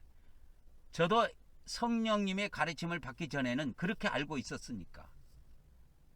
근데 둘째 사망이 장소이듯이 첫째 사망도 장소라고 나와야 답이 맞습니다. 근데 죽음 이렇게 되면 뭐가 되는 거예요? 추상명사가 되지요. 그래서 땡 틀린 겁니다. 그래서 둘째 사망 장소가 둘째 사망이 불못이라고 하는 장소를 요한계시록에 기록한 것처럼 첫째 사망도 지옥이라고 하는 장소를 의미한다 라고 하는 것을 알 수가 있습니다. 그래서 여 위에 가보면 여기에 이게 나와요. 요한계시록 20장 14절에 보면 사망이 나와요. 이 사망이 뭐냐? 이게 첫째 사망이야. 이게 지옥이라니까. 음부를 하데스고, 음부가 하데스예요. 이것도 장소입니다. 이것도 장소예요. 사망도 장소고. 여러분 사망을 불못에 던진다고 하니까 뭐 여러분 추상명사를 불못에 던진다고 생각하면 큰 오산입니다. 여 앞에 있는 사망도 장소고 음부도 장소예요. 하데스라고 그래 이걸. 이건 다나토스라 그러고 헬라어로.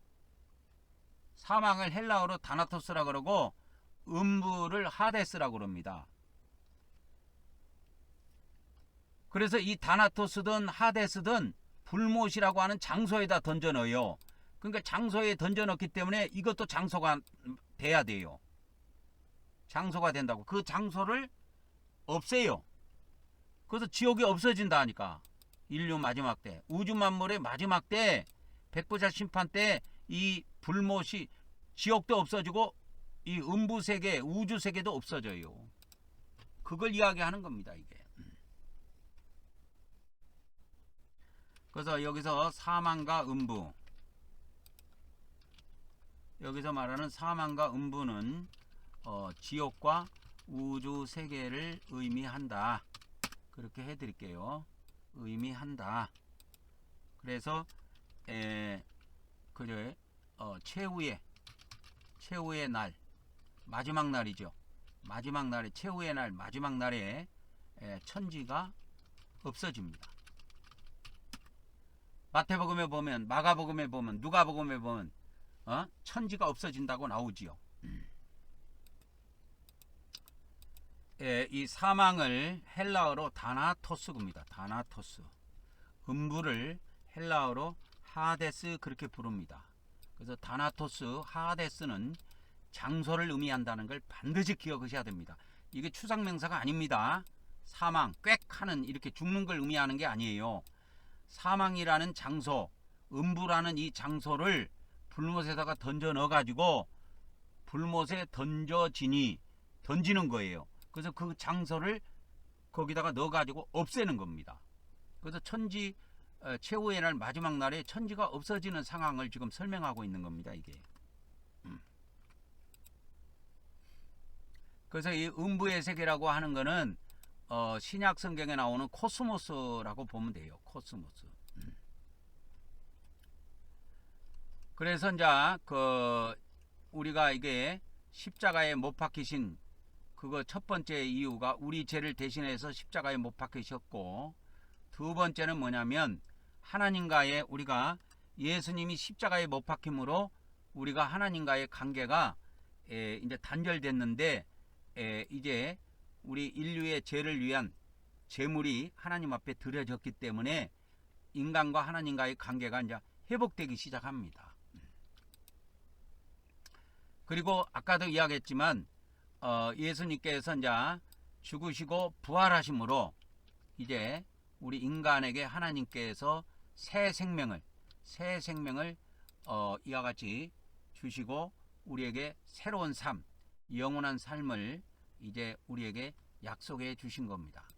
이게 영원한 생명이에요. 영원한 생명. 영원한 생명입니다. 그래서 하나님의 생명은 영원한 생명이고, 그래서 선악과를 먹었을 때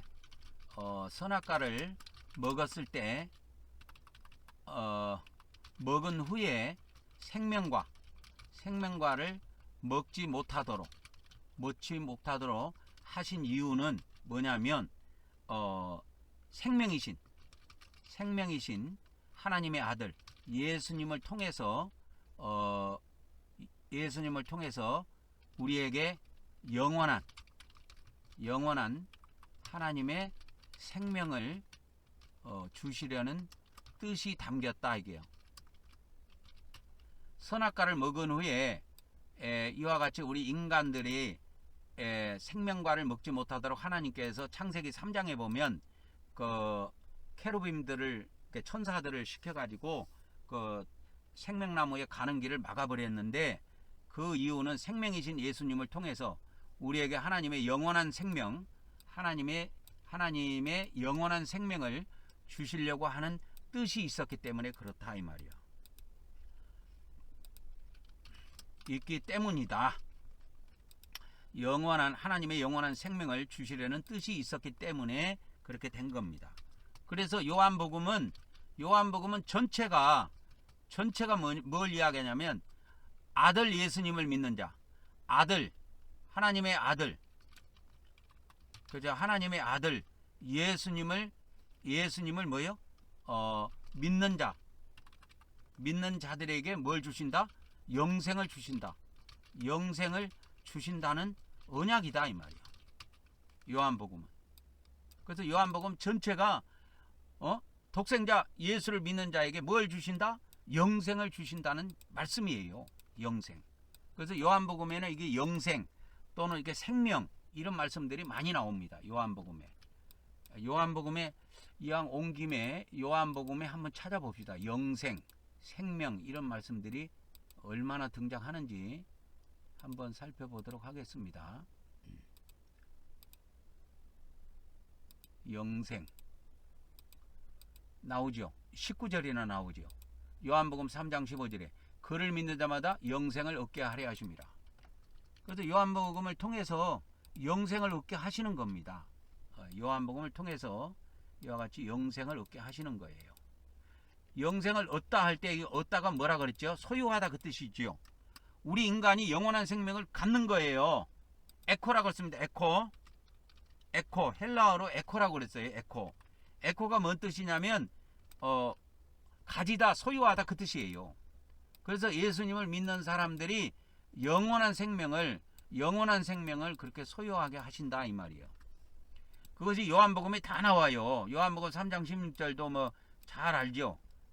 그 다음에 요한복음 3장 36절에 아들을 믿는 자에게 영생이 있고, 아들을 믿는 자에게 뭐가 있다? 영생이 있고.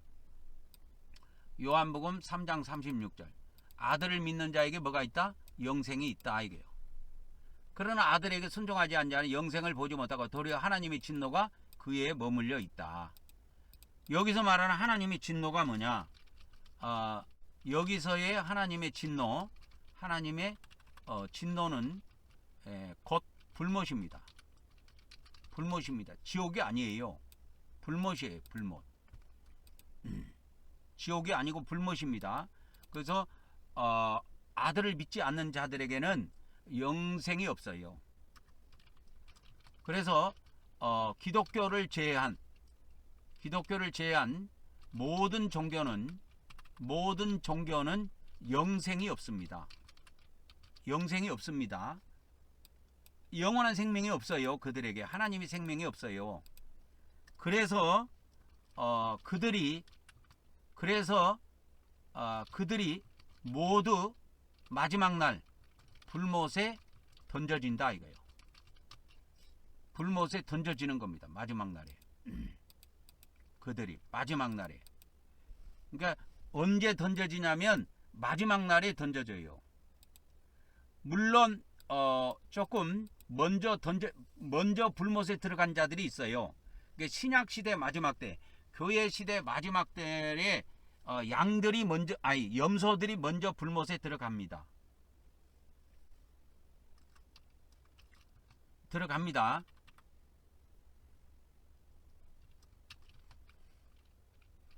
신약 시대 마지막 때 염소들이 먼저 불못에 던져진다. 마태복음 25장 41절에 보면 그게 나옵니다. 염소들에게 이 저주를 받은 자들, 이 염소들에게 왼편에 있는 자들에게 라고 하는 말씀이 나오는데, 그 왼편에 있는 자들, 이 염소들이 전부 다 마귀와 그의 사자들을 위하여 예비된 영원한 불. 여기가 불못이에요. 불못에 들어갑니다. 불못에 들어갑니다.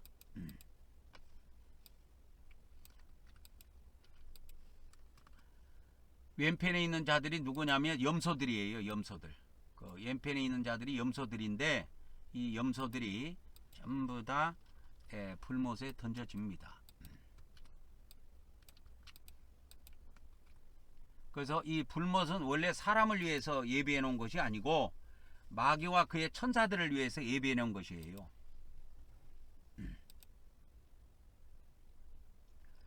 그 다음에 이제 십자가의 의미, 예수님께서 십자가에 돌아가신데 십자가의 의미를 살펴보면은 십자가에서는 우리가 죄와 사망에서 구원하는 하나님의 사랑을 보여주는 표시입니다. 이 십자가는. 그래서 죄와 사망에서 구원해주는 하나님의 사랑이 여기에 담겨 있어요. 그 다음에 또 십자가는 우리의 모든 죄를 용서하는 하나님의 그 은혜가 여기에 또 포함이 되어 있습니다. 그래서 우리가 죄를 지면 항상 회개해서 그 하나님의 은혜를 받아갖고 이 죄 용서를 받아야 돼요. 그냥 믿었다고 용서가 되는 것이 아니고 회개를 통한 용서입니다.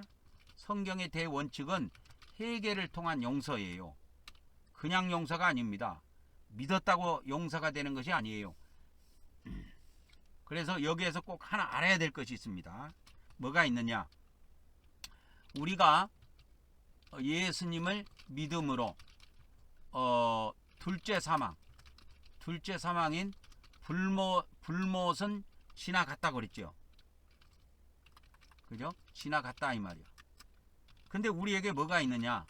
그러나 우리에게 예수님을 믿은 이후에 신앙생활을 통해서 우리가 예수님을 믿은 후에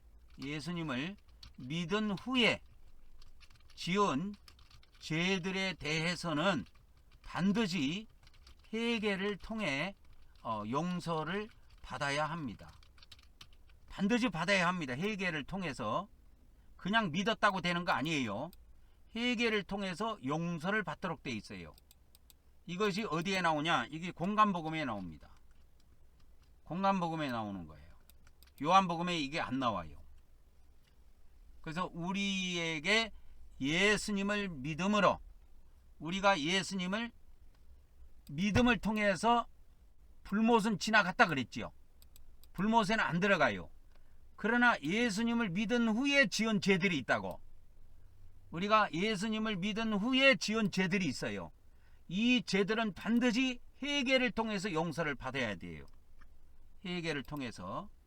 그래서 요한일서 1장 8절 9절 10절에 보면 우리 거기에 보면 이게 다 나옵니다. 아주 자세히 나와요.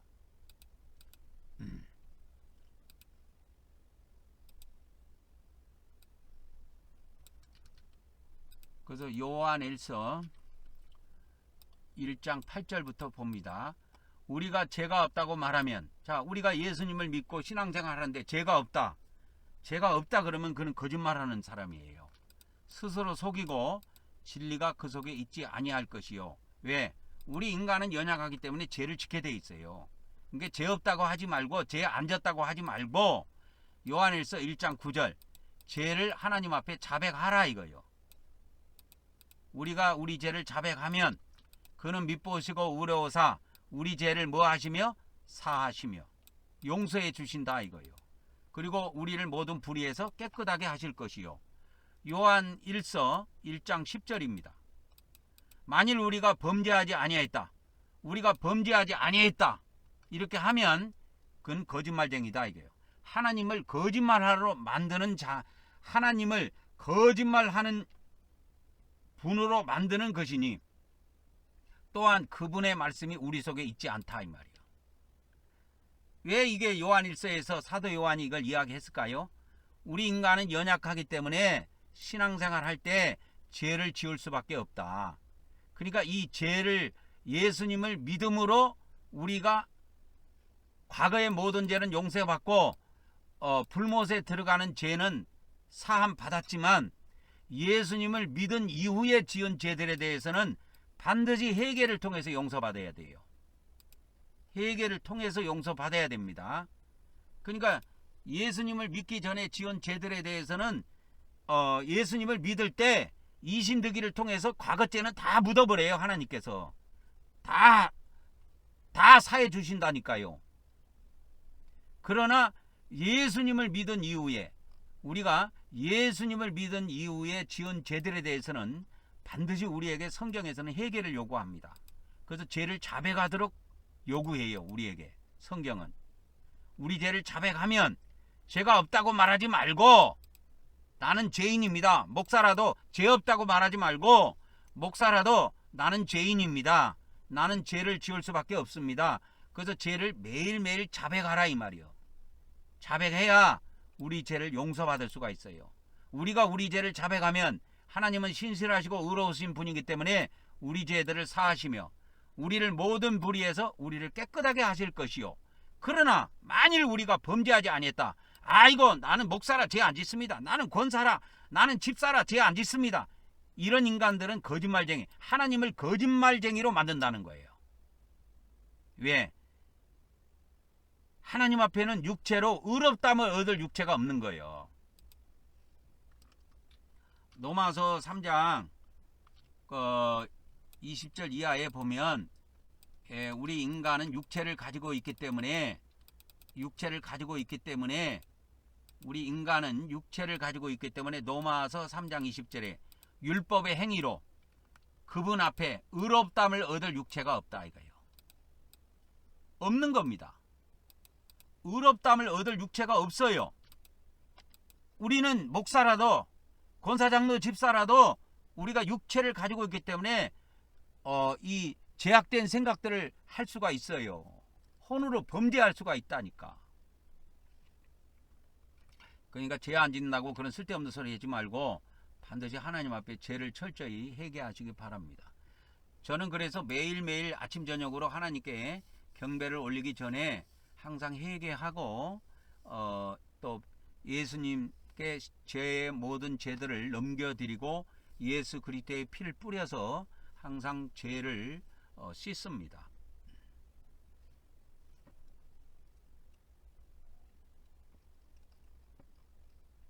그래서 이 성경에 보면 십자가는 어떤 의미를 또 가지고 있냐면, 십자가는 세 번째 십자가의 의미는 인간과 하나님과의 화해를 이루는 곳이기도 해요. 이 십자가가. 그리고 또 십자가는 또 어떤 의미가 있냐면, 아까도 얘기했지만 십자가는 우리 인간이 새로운 삶을 시작할 수 있도록 과거를 죽이고 이제 새로운 삶을 시작할 수 있는 기회의 첫 출발이기도 합니다. 그래서 이 십자가의 의미 안에는 예수님의 희생이 들어있어요. 십자가는. 예수님의 죽음은 바로 예수님의 희생입니다. 그 희생 안에는 예수님의 그 무한한 사랑이 들어있는 것입니다. 그래서 십자가 안에는 그러한 의미가 담겨 있다. 그래서 이 십자가는 우리 기독교의 신앙의 핵심입니다. 신앙의 핵심이기 때문에 이게 역사적인 하나의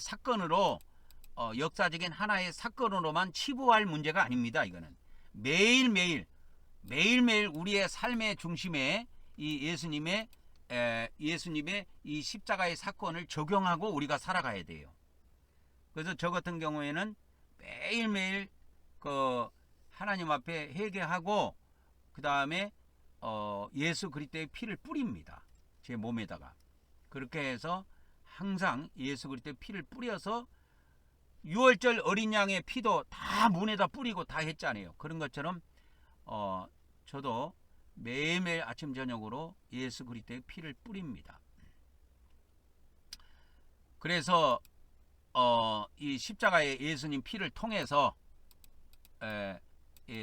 죄에서 해방을 받고 진정한 자유와 평안을 누린다 이 말이에요. 진정한 자유와 평안을 누리는 겁니다.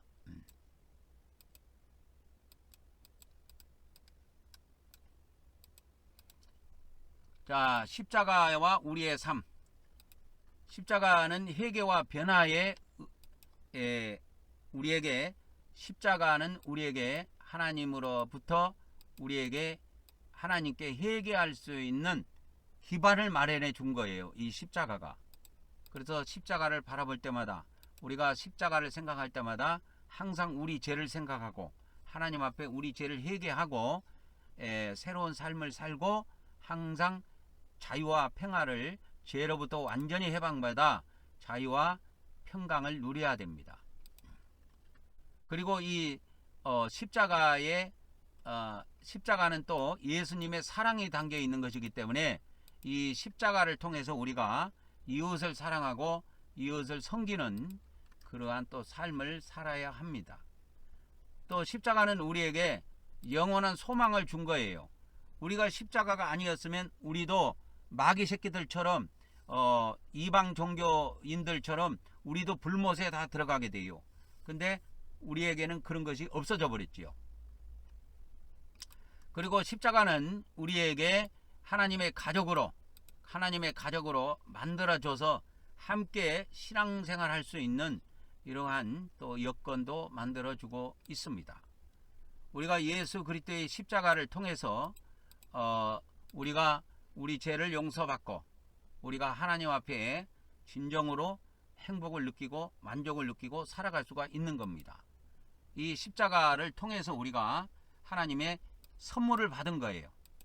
하나님의 영원한 위대한 선물을 우리가 받은 겁니다. 그래서 우리 기독교에서 이 십자가는 어마어마하게 중요한 사건이다.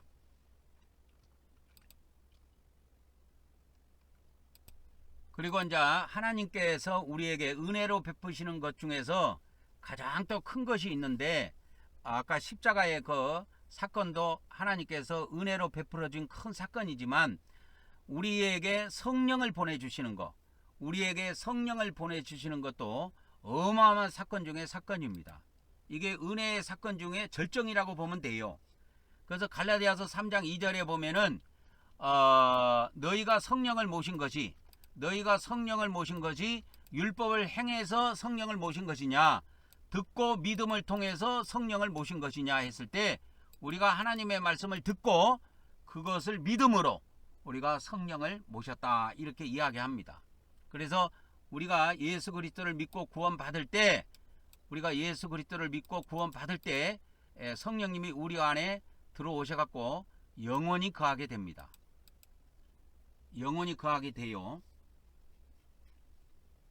그래서 예전에는 불이 없는 불 꺼진 집처럼 캄캄한 집이었다면 이제 성령님이 우리 안에 들어오셔가지고 삶으로서 우리 안에 이제 빛이 생긴 거예요. 우리 안에 빛이 생긴 겁니다. 그래서 우리의 마음과 영을 밝히는, 우리의 혼과 영을 밝히는, 마음은 이제 혼이라고 봅시다. 마음.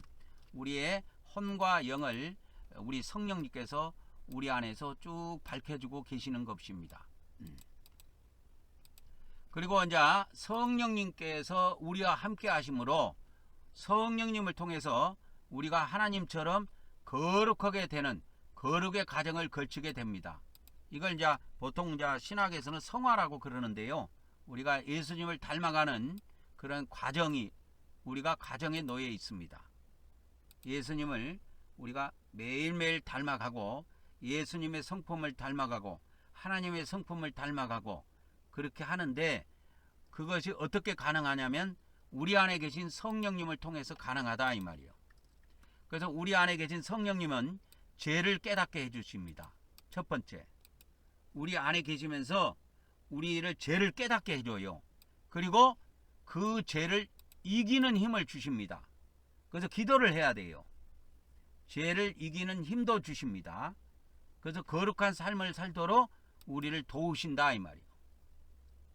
두 번째, 또 성령님은 우리 안에서 성령님의 성품을, 하나님의 성품, 하나님의 그 아름다운 성품을 닮아가도록 우리에게 역사하신다, 이거예요.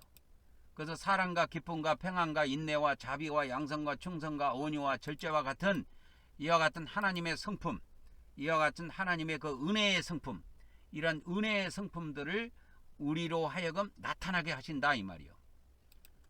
그 다음에 성령님은 요한복음 14장, 15장, 16장에 보면 성령님은 또 성경 말씀을 우리에게 가르쳐 주시고 성경 말씀을 깨닫게 해 주십니다. 성령님께서는. 그래서 저는 이게 성령님을 통해서 많은 말씀을 깨달았어요. 엄청난 많은 말씀을 깨달았습니다. 그래서 성경 말씀을 이렇게 해석해 주십니다. 성경 말씀을 정확하게 해석을 해 주신다 이거예요. 정확하게 해석을 해 주십니다. 그게 성령님이 하시는 일이에요. 그 다음에 성령님은 고린도전서 그 12장에 보면 9가지 은사가 이렇게 나오는데 각 사람에게 이렇게 9가지 은사를 주셔서 이 은사를 통해서 하나님의 나라가 하나님의 말씀이 크게 확장되도록 하시는 일도 하십니다. 그래서 저도 우리 제 아내와 함께 성령님의 9가지 은사를 계속적으로 우리가 구하고 있습니다. 가지고 있는 은사들도 많이 있지만 또 이미 가지고 있는 은사라도 이미 가지고 있는 은사들도 더 강하게 더 세밀하게 그렇게 나타나도록 위해서 기도하고 있고, 또 우리가 아직 가지지 못한 은사들도 갖도록 그렇게 우리 부부가 합심해서 매일매일 기도를 하고 있습니다. 그래서 나중에 하나님께서 이 성령의 거룩한 은사를 허락하시면 이제 병 고치는 사역도 하고 능력 사역을 통해서 이런 말씀들을 전 세계로 내보낼 것입니다. 또 성령님은 우리가 하나님께 기도하고 교제하도록 인도하십니다. 그래서 우리가 기도하도록 안에서 사인을 주세요.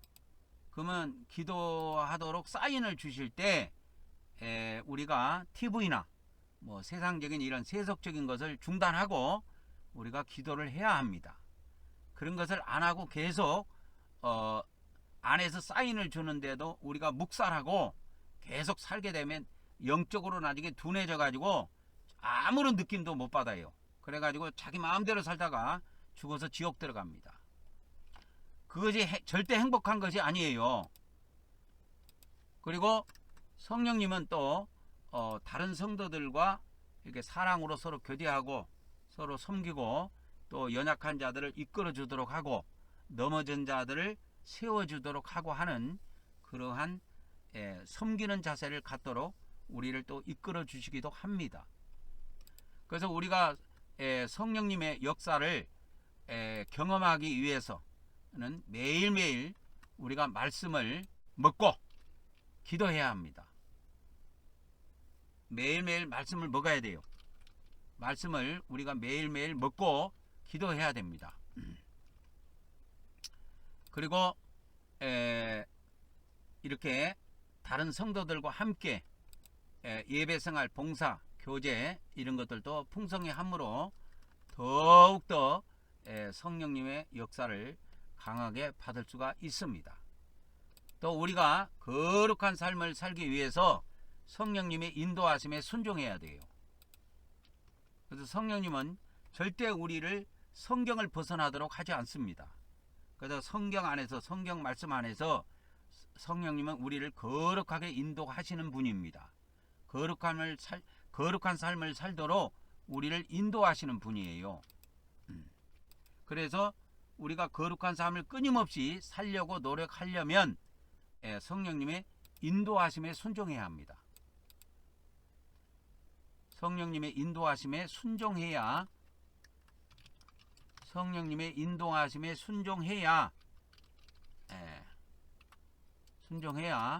우리가 거룩한 삶을 살 수 있다.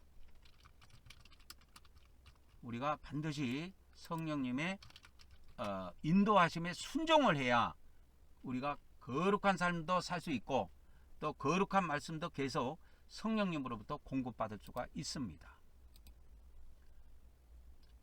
오늘은 그 하나님의 은혜에 대해서 이렇게 오늘은 그 하나님의 은혜의 성품에 대해서 말씀을 드렸습니다. 그래서 은혜의 성품은 하나님께서 우리 행위와 상관없이 은혜의 성품은 우리 행위와 상관없이 하나님께서 우리에게 일방적으로 주시는 선물이다 이거예요. 그래서 구약 시대의 사건으로는 유월절 사건을 말씀을 드렸습니다. 신약에서의 사건, 신약 시대의 사건은 십자가의 사건을 말씀을 드렸어요. 그러니까 구약의 유월절 사건은 신약의 십자가의 사건과 동일한 겁니다. 십자가의 사건과 동일한 거예요. 그래서 구약의 유월절 사건은 구약 시대의 유월절 사건은 신약 시대의 뭐다? 십자가의 사건이다. 그래서 우리가 영적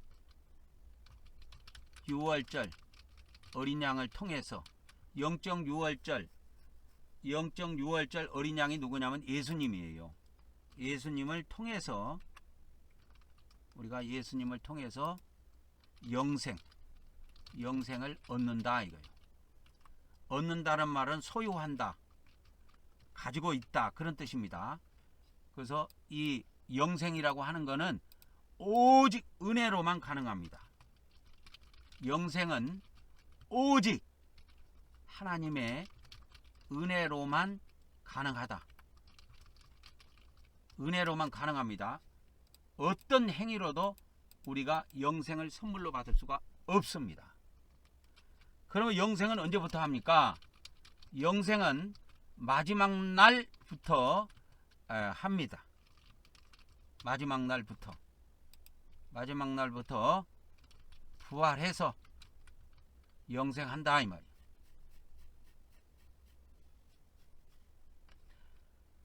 그래서 마지막 날에 부활해서 우리가 영생합니다. 우리가 마지막 날에 부활해서 영생합니다. 이것이 성경의 약속이에요.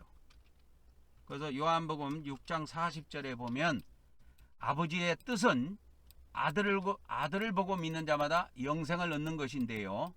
그 영생은 마지막 날부터 부활을 해서 다시 살린다 이 말은 부활을 해서 영생을 하는 것입니다.